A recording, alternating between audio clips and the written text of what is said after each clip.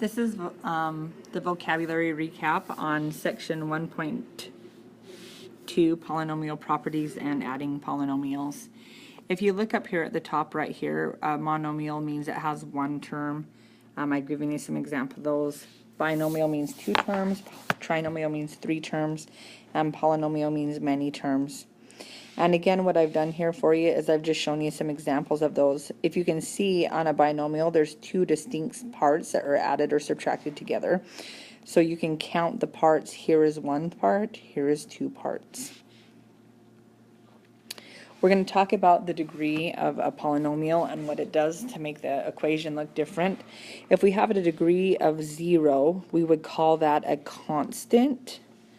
And that would just be a single number without a variable. So it's a constant. And an example of that would be like the number 4. Y equals 4. If we're talking about a degree of 1, we're going to call that a linear equation.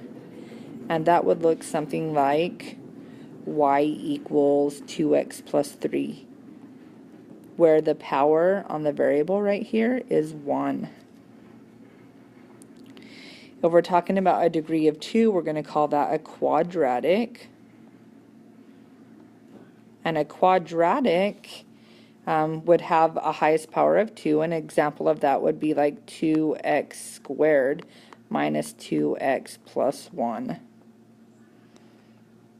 We also have a power of 3, which would be a cubic. And again, we're looking for the degree, the highest power. A cubic could be like x cubed.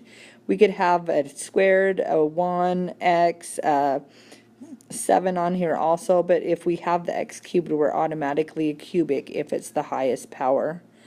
And then power of 4 is a quartic.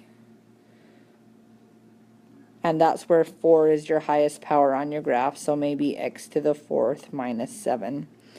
So the highest power is what we call the degree, and that's what we're looking for. Alright, so here's what we're going to do with our polynomials today. We're going to add them together. If you remember, this is an example over here of cats and dogs.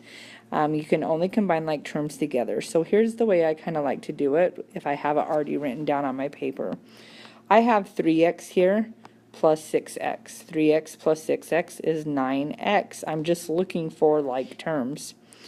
I have a negative 4w and a plus 2w, which would be minus 2w, because a negative 4 and a positive 2 make a negative 2. Then I do my z's together. I have a plus z and a plus 5z for a plus 6z. So combining my like terms gives me that for my solution. This is another addition problem here. We're just going to combine like terms on this. So I have 4a squared b here and 1a squared b here for a total of a squared b, 5 of them. So 5a squared b. I'm going to do my minus ab's next. So I have a minus ab here and a plus 8ab there for a total of 7ab's. And then I'm going to do just what I'm kind of looking at. There's no other b squareds there, so just do a plus 3b squared.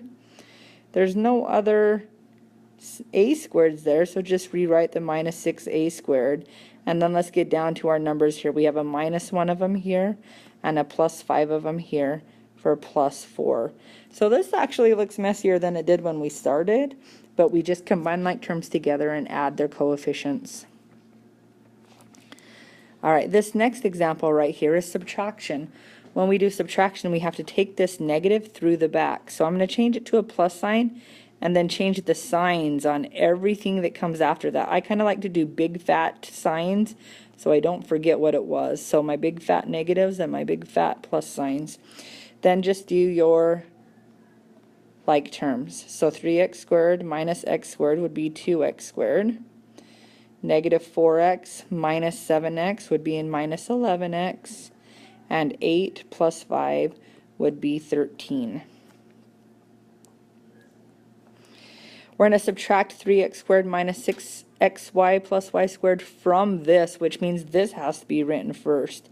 So it's going to be x squared minus 4xy plus 5y squared. I kind of want to show you another method called stacking. Now I know I'm subtracting this, which means that's going to be negative. This is going to change to positive. and that's going to be negative. So when I rewrite that, I'm going to stack like terms on top of each other so that I can just add straight down like it was a big plus problem. So now that I have them stacked together, I see them here. A positive 1 minus 3 is a negative 2x. Then I would have a negative 4 and a positive 6 for plus 2xy. And then 5 minus 1, which would be a positive 4y squared. We need to talk about what closure means for just a minute.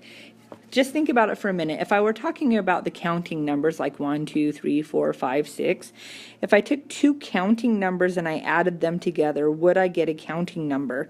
The answer is yes for that. When that happens, that's called closure. Something is closed underneath the property of addition when that happens, or multiplication, or whatever operation you're using. So the question here today says, are polynomials closed under addition? In other words, if polynomials are added together, do you also get a polynomial? The answer is yes on that. You would always get a polynomial when you add two polynomials together. That concludes the note-taking guide for 1.2 for Math 3. Thanks for watching.